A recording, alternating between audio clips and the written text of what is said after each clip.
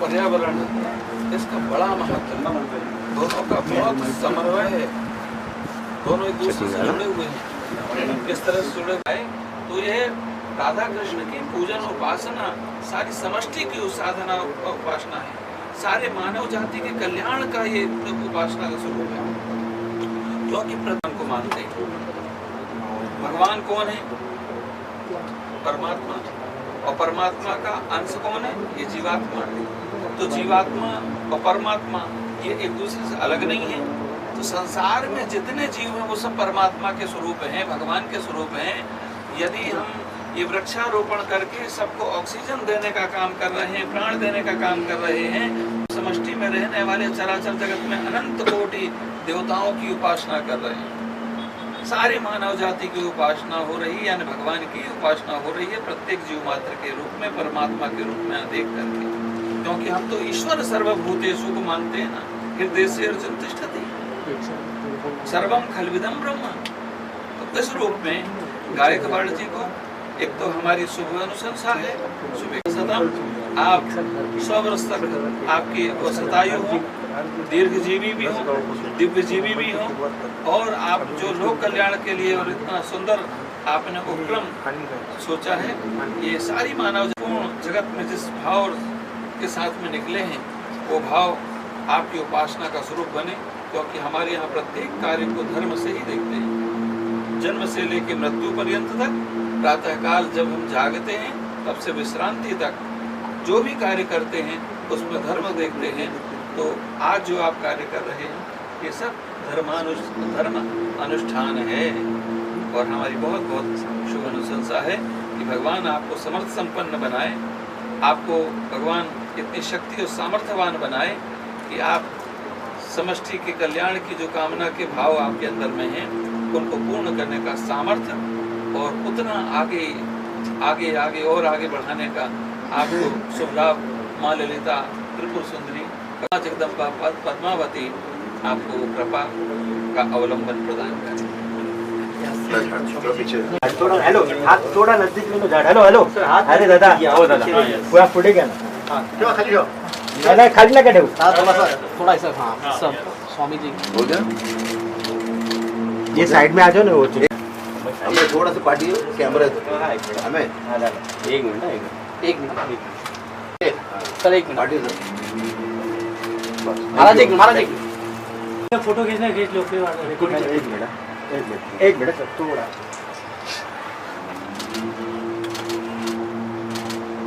हाँ, 1 मिनट सब लोग हो गया। अभी इधर देखिए, आशीर्वाद देने एक नंबर, थैंक यू सर, आप देख लीजिए। ओके सर, जाते हैं समझे जाते हैं। आपने उसी धर्म के अनुरूप वृक्षारोपण का यह कार्य सारी प्रकृति की पूजा परमात्मा की पूजा के रूप में आपने एक उपासना के रूप में लिया है। और वनवासी अंचल में जो हमारे समाज के एक बहुत महत्वपूर्ण अंग हैं और जिसके लिए अनवरत हमारा 75% जो समय है जिन आदिवासी वनवासियों के लिए जाता है, हमें बड़ी प्रसन्नता है कि उन आदिवासी क्षेत्र के बच्चों के लिए आपने विद्या के संसाधन उपलब्ध कराए हैं। पढ़ने लिखने के लिए आपने पुस्तकों से लेकर तमाम जो तरह की व्यवस्थाएं आपने उनके लिए की हैं। मैं इस वर्धंती महोत्सव के उपलक्ष्य में वृक्षारोपण के इस कार्य को भगवान की ही उपासना के रूप में देख रहा हूँ, परमात्मा की उपासना के रूप में ही देख रहा हूँ, और एक धर्माचार्य होने के नाते, हिंदू धर्म के सर्वोच्च पद पर होने के नाते आपने जो प्रकृति की पूजा का उपक्रम किया है, जिसकी आज नितांत आवश्यकता है सारी विश्व की मानवता के लिए और संपूर्ण उदार चरितानाम वसुधैव कुटुंबकम की अवधारणा के लिए, और दूसरा हमारे सनातन सिद्धांत में सर्वे भवन्तु सुखिनः सर्वे सन्तु निरामया की अवधारणा के स्वरूप में आपने जो संपूर्ण विश्व को ऑक्सीजन देना, प्राण वायु देना जैसा है, आपने अपने जीवन को आगे बढ़ाने के लिए संसार को भी आपने जीवंत करने का एक उपक्रम किया है। मेरी बहुत बहुत शुभ अनुशंसा है आपके इस भूरी भूरी प्रशंसा है इस महान कार्य के लिए, अद्वितीय कार्य के लिए। और आप जीवेद श्रद्धा सतम।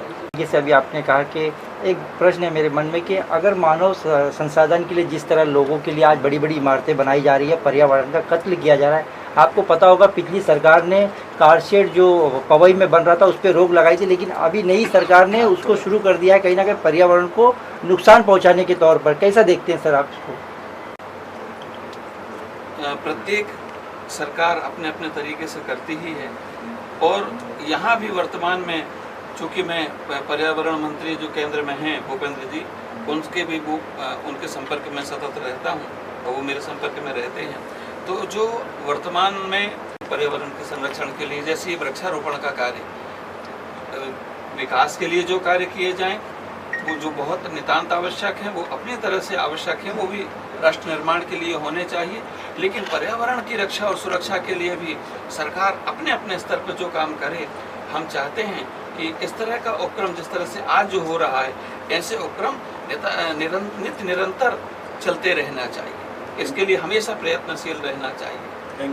और ये हम समझते हैं कि सभी अपने अपने क्षेत्र में, समाज सिर्फ राजनीतिक जगत में नहीं, ये जिम्मेदारी सबकी है, सामाजिक जगत की है, धार्मिक जगत की है। सभी क्षेत्र के लोग इसके लिए आगे बढ़ कर के काम करें। दूसरे स्वरूप में हम एक बात विशेष घटना के संदर्भ में बोलेंगे। बांग्लादेश में जो हो रहा है, बांग्लादेश में जो मानवता की हत्या हो रही है, सनातन धर्मियों की हत्या हो रही है, और ऐसे समय में जब हम सारे विश्व को एक शांति और सद्भाव का संदेश देने की कोशिश कर रहे हैं, ऐसी परिस्थिति में ये एक इस तरह का वातावरण, कि अराजकता का वातावरण तो वहाँ जो है वो हमारा चिंता का विषय नहीं है, वो वहाँ की सरकार की चिंता का विषय है। लेकिन वहाँ रहने वाले जो हमारे सनातन धर्मी हैं, जो हिंदू धर्म के लोग हैं, वहाँ उनके मंदिर तोड़े जा रहे हैं, उपासना के स्थल तोड़े जा रहे हैं, उनकी धार्मिक भावनाओं को तोड़ने के साथ साथ में माताओं बहनों के साथ में कुकृत्य किया जा रहा है, दुष्कर्म किया जा रहा है। ये बड़ा चिंता का विषय है। हमने सबकी चिंता की है, और हमने सबकी सनातन धर्मियों की कहीं भी किसी तरह से हत्या हो, उनके मान सम्मान के साथ में ठेस पहुंचाई जाए, हमारे धार्मिक स्वरूप को विकृत किया जाए, ये किसी भी क्षेत्र में बर्दाश्त नहीं होना चाहिए। हम भारत की सरकार को आग्रह भी करेंगे और निर्देश भी देंगे कि वहाँ जो बांग्लादेश में हमारे सनातन धर्मी हैं, उनकी हर हाल में रक्षा करने की जिम्मेदारी भारत की सरकार की है, और उसके लिए जो करना प्रयास किया जाए वो भी प्रयास किया जाए। दूसरे स्वरूप में हिंदुस्तान के अंदर में जो बांग्लादेशी रह रहे हैं, अवैध रूप से रह रहे हैं, उनको भी यहाँ से निकाल करके बाहर किया जाए। नहीं तो वो समय दूर नहीं है जिस दिन हमारे देश में वही अराजकता का वातावरण हो जाएगा। हमारे यहाँ के उपासना के स्थल, और अभी आप लोग सामान्यतः देखते हैं, कई जगह देखते हैं, चोरी हुई, डकैती हुई, कौन कर रहा है, उसमें कितने कितने तरह के लोग, कौन बांग्लादेशियों के नाम आ जाते हैं, कई तरह की बातें आ जाती हैं। इसलिए हमारा विशेष भारत सरकार से भी आग्रह रहेगा कि इस क्षेत्र में उनको चिंता करनी चाहिए। महाराज, अभी जैसे आपने कहा है कि कई हजार बांग्लादेशियों को भारत लाना चाहती है, और जिस तरीके से आप कह रहे हैं कि सनातनी धर्मों पे अत्याचार हो रहा है, लेकिन कहीं ना कहीं जो प्रोपेगेंडा फैलाया जा रहा है बड़े मीडिया द्वारा, घुसपैठ मीडिया द्वारा, ऐसा कहीं भी नहीं दिख रहा है कि दूसरे समाज के लोग मंदिरों की रक्षा कर रहे हैं। कल भी सोशल मीडिया पे वो वीडियो वायरल हुआ, हमने खुद देखा है। तो आप कैसे देखते हैं इसको कि जब दूसरा समाज मंदिरों की रक्षा कर रहा है, हिंदुओं की रक्षा कर रहा है, तो ये बात कहाँ से फैल रही है कि सनातनियों पे हमला हो रहा है? एक जगह दो जगह कोई रक्षा कर ले वो है। आज हम नहीं करते क्या? कोई हमारे ऊपर उपकार नहीं किया किसी ने रक्षा करके। हमने पूरे विश्व की रक्षा करी है। हमने उन लोगों को भी शरण दी है जिन लोगों ने अलग राष्ट्र के धर्म के आधार पर अलग राष्ट्र मांग लिया। हमने उनको भी अपने देश में संरक्षण दिया है, और उनको आज जो जीने का स्वरूप आज इस देश के अंदर में है, शायद उस देश में जाते जहाँ पर जो राष्ट्र उन्होंने भारत माँ की दो टुकड़े करके लिए थे, वहाँ भी उनको सुविधा नहीं मिलती। वो सुविधा उनको यहाँ मिल रही है। ये जिम्मेदारी हमारी है कि हम यहाँ के लोगों को जो रह रहे हैं उनकी सुरक्षा कर रहे हैं। तो वहाँ जो हमारी रक्षा सुरक्षा कर रहा है वो हमारे ऊपर कोई उपकार नहीं कर रहा है, लेकिन जो अत्याचार हो रहा है, अनाचार हो रहा है, वो कोई छिपा नहीं है। कितने सारे हिंदुओं को पाकिस्तान से हमारे यहाँ पर आना पड़ा, कितने बांग्लादेशियों को, हमारे बांग्लादेश में रहने वाले हिंदुओं को हमारे देश में आना पड़ा। तो ये निश्चित रूप से वहाँ की सरकार को भी रक्षा करने के लिए सूचनाएं आ रही हैं। वो कोई ओहापोह नहीं है। एक कोई रक्षा कर रहा है तो उसके लिए धन्यवाद है, लेकिन जो अत्याचार हजारों की संख्या में हो रहा है कि आज लाखों लोग वहाँ पर इकट्ठे हुए हैं बांग्लादेश के अंदर में, ये भी बात आपने देखा होगा। लाखों लोग वहाँ पर इकट्ठे हुए हैं, क्यों हुए हैं? उनके ऊपर अत्याचार हुआ है, अनाचार हुआ, तब तो वहाँ एकत्रित हुए हैं। कोई वहाँ पर वो किसी को धन्यवाद करने के लिए नहीं हुए हैं कि आपने हमारी बहुत अच्छी रक्षा करी। आप समाज को देख करके आपने उसको उत्सव मना 61 साजरी करताय। वेगवेगळे विविध सामाजिक उपक्रम आपण म्हणजे साजरे करू शकतो उद्देश आहे त्याच्यामागे। नाव सांगून सुरुवात करा। नाही, माझं नाव अनिल कुमार विरम गायकवाड, मी व्हाईस चेअरमन आणि मॅनेजिंग डायरेक्टर आहे। आणि लहानपणापासूनच समाजकार्याची आवड आहे आणि त्यामुळे आमचे मित्र आपले नंदकुमार शहाणे, माझी मुलं अभिजित आहे, विश्वजित आहे आणि बाकी सगळी आपली मंडळी आहेत सेवाकुंडाची, या सर्वांनी मिळून एक सेवाकुंडाची निर्मिती केली केवळ सामाजिक कार्य करण्याच्या उद्देशाने। तसं सामाजिक कार्य करताना सेवाकुंडाची जेव्हा निर्मिती झाली तेव्हा एक पंचसूत्री कार्यक्रम करण्याचं नियोजन आहे, म्हणजे शिक्षण, आरोग्य आहे, रोजगार आहे, पर्यावरणाचं संरक्षण आहे ठरवलं आणि त्या दृष्टीने आमची वाटचाल सुरू आहे। आपल्या राज्यातील जो आदिवासी घटक आहे, वंचित घटक आहे, ग्रामीण भागामध्ये पण शिक्षणाची खूप वानवा आहे, लोकांना शिक्षणाच्या सुविधा मिळत नाहीत, आरोग्यात फोकस करावं, रोजगाराच्या समस्या आहेत, पर्यावरणाच्या समस्या आहेत, पाण्याच्या समस्या आहेत, या सर्वावरती आपण काही ना काही हातभार लावावा या उद्देशाने हे सामाजिक सेवाकुंड कार्य करत आहे। माझ्या 61च्या निमित्ताने वृक्ष लागवडीचं मोठ्या प्रमाणामध्ये कार्यक्रम घेण्यात आलेला आहे। कारण असं की दोन कारण आहेत, त्या वृक्ष लागवडीमधनं पर्यावरणाचं संवर्धन त्यांनी खूप होणारच आहे, पण अशा प्रत्येक जिल्ह्यातनं अशा 10 गावं आहेत आणि त्या 10 गावामध्ये ज्या घराच्या आवारामध्ये जागा आहे अशा प्रत्येक फॅमिलीला 5 फळझाडं देण्याचं नियोजन आहे। फळझाडामध्ये चिंचेचं झाड असेल, आवळ्याचं असेल, जांभळाचं असेल, पेरू असेल, आंबा असेल, सीताफळाचं असेल, अशा पद्धतीचे 5-5 झाडं जे आहेत ते द्यायचं आम्ही नियोजन केलेलं आहे आणि त्याची सुरुवात पण झाली आहे। पावसाळ्यामध्ये मोठ्या प्रमाणामध्ये विविध कृषी विद्यापीठामधनं फवारणी ही झाडं सर्व ऑर्डर केलेली आहेत आणि ते प्रत्येक गावामध्ये जाऊन जी काही आम्ही आयडेंटिफाय केलेली आहे त्या ठिकाणी त्या झाडाची लागवड केली आहे। या योग्य पर्यावरणाचं संवर्धन होईल वृक्षवाढीमुळे आणि झाडांना जी काही फळं येतील त्या फळांची विक्री करून म्हणजे ज्या कुटुंबामध्ये हे झाडं लावली जातील त्या फळांचा उपयोग करून त्या कुटुंबाचा उदरनिर्वाहासाठी किंवा मग त्यातनं पण ते उत्पन्न काढू शकतात असा दुहेरी उद्देश। सर, आपल्या वाढदिवसानिमित्त काय सामाजिक संदेश देणार? नाही, वाढदिवस माझा 30 ऑक्टोबरचा वाढदिवस आहे, मला पूर्ण संदेश हाच असेल की पर्यावरणाचं संरक्षण करा आणि जलसंवर्धन करा हा उद्देश आहे वाढदिवसाचा।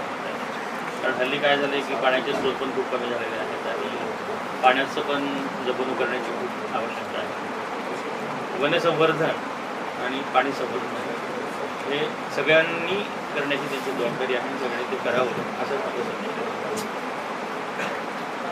Sir, can you throw some light on the Sevakund Trust which you are running and what are its CSR activities? Trust तो माझ्या नावाने आमच्या सर्व त्याच्यावरून काढलेला आहे। सेवाकुंडावरती प्रामुख्याने ट्रस्ट टाकतील नंदकुमार हे हिरिरीने काम करतात त्याच्यामध्ये, तर नंदकुमार आपण सेवाकुंडाचं जे काही कार्य सुरू आहे त्याबद्दल नंदकुमार सांगतो।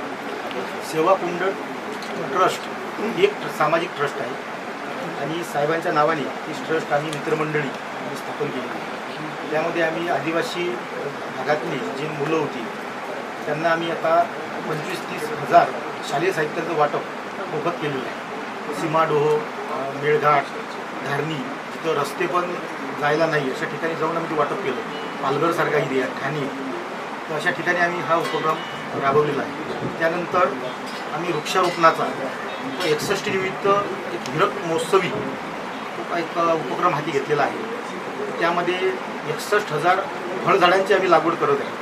33 जिल्ह्यांमध्ये प्रत्येक 10 गावांची आम्ही निवड केलेली आहे। त्या 10 गावांमध्ये आमची टीम जाईल, सेवाकुंडाची टीम जाईल, त्यांना फळझाडं देतील, त्याची लागवड होऊन असेल आणि आम्ही त्यांना विचारू की या याचं झाडांचं काय झालं. आणि एक वर्षानंतर त्यांना आम्ही त्या झाड जगवल्याबद्दल त्यांना एक मानधन 500 रुपये त्यांना मानधन आणि ते त्या घरच्या महिलेचा साडी चोळी देऊन सत्कार करणार आहे असा आमचा उपक्रम आहे. आणि यासारखे जलसंचय अशी आणि वर्षभरात आता एक मोठ्या प्रमाणावर ते कार्य होत आहे. जास्तीत जास्त वृक्षारोपण करण्यासाठी आपण काय सामाजिक संदेश द्याल? वृक्षारोपण हे आवश्यक गोष्ट आहे. आता सर्व कॉन्क्रीटच्या जंगलामध्ये सर्व झाडांची 2 लाख कोटी झाडांची आवश्यकता आहे आपल्या यामध्ये. त्यामुळे आपला एक खारीचा वाटा आम्ही आमच्या पद्धतीनं उचलण्याचा प्रयत्न करीत आहे आणि सर्वांनी यामध्ये सहभागी झालं पाहिजे आणि या कार्याला मोठं केलं पाहिजे. या ट्रस्टच्या माध्यमातून आरोग्यविषयक काय तुम्ही काम करताय? आम्ही आता आदिवासी भागांमध्ये विशेषतः आम्ही ॲम्ब्युलन्स आता 108 नंबरला फोन केला दिवसभर कोणी उचलत नाही असे खूप अनुभव आम्हाला आलेले आहे. मोठे मोठे हॉस्पिटल पुण्यासारख्या शहरांमध्ये आहे. महाराष्ट्रातील खूप लोक गोरगरीब तिथे येतात पण त्यांना आरोग्य सुविधा मिळत नाही. मोठ्या मोठ्या हॉस्पिटलचं ते सर्व इंटिरियर बघून ते घाबरतात. तिथं डायरेक्ट 7-8 लाख 10 लाख बिल सांगितलं जाते. ज्यांच्याकडे पैसे आहेत त्यांचं ऑपरेशन होतात, इतरांना मात्र काही मार्ग नसतो. असे कितीतरी लोक आमच्याकडे येतात. मग आम्ही त्यांना घेऊन धर्मादाय आयुक्तांकडे जातो, त्यांचं पत्र घेतो आणि त्या हॉस्पिटलला जाऊन भांडतो की यांचं ऑपरेशन करा आणि फंड नंतर जमा करा. मग असे कितीतरी लोकांचं सेवापूर्वक ऑपरेशन करून दिलेलं आहे. त्यांच्याकडे 1 रुपया नसतानाही हृदयाचं ऑपरेशन त्या हॉस्पिटलने केलेलं आहे. नंतर मग तो फंड त्यांचे कागदपत्र गोळा करतात, ते फंड घेतात, शासनाकडून मदत नंतर मागवतात. 3 महिन्याचा वेळ असतो, ते सर्व गोळा करतात. पण हे कार्य सेवाकुंच्या माध्यमातून असे कितीतरी प्राण आम्ही पुण्यामध्ये वाचवलेली आहे. हे कार्य अविरत आमचं सुरू असणार आहे आणि साहेबांच्या मार्गदर्शनाखाली ही पंचसूत्री खूप मोठ्या प्रमाणावर आमची चालणार आहे. धन्यवाद. धन्यवाद. ठीक आहे, थँक्यू.